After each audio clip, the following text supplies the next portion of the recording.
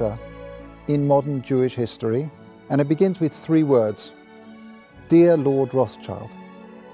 Dear Lord Rothschild, I have much pleasure in conveying to you, on behalf of His Majesty's government, the following declaration of sympathy with Jewish Zionist aspirations, which has been submitted to and approved by the Cabinet.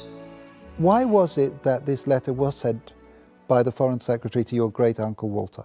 It's an interesting question because it was primarily a movement from Eastern Europe, but they didn't clarify who was in charge of that movement. And in addition, it was, after all, in Great Britain. So they felt that the Rothschild family should be the one to whom it was addressed.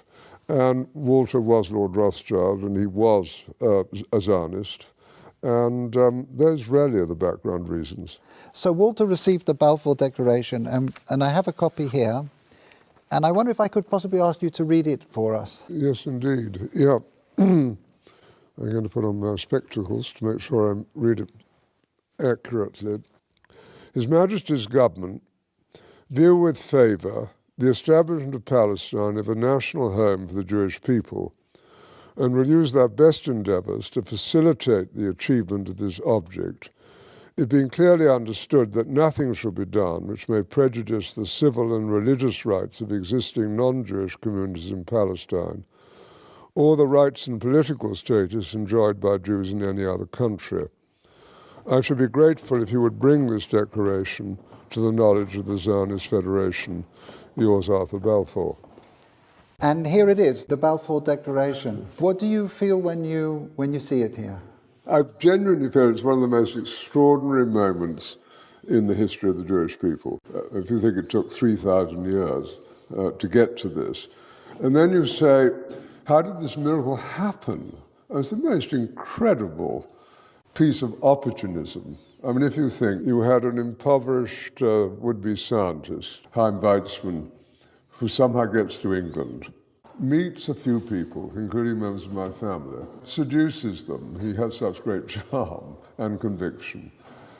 He gets to Balfour, and he unbelievably persuades Balfour and Lloyd George, the Prime Minister, and most of the ministers, that this idea of the national home for Jews should be allowed to take place. I mean, it's so unlikely. And then he's, starts to fight a difficult battle with the British cabinet, and this letter goes through 5 drafts, as you know.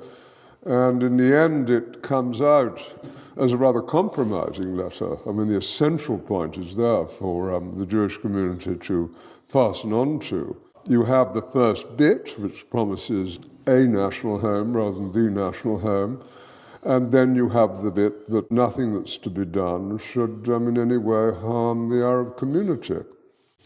But you come back to the big point, which is that this is perhaps the greatest event in Jewish life for thousands of years. And it's a miracle.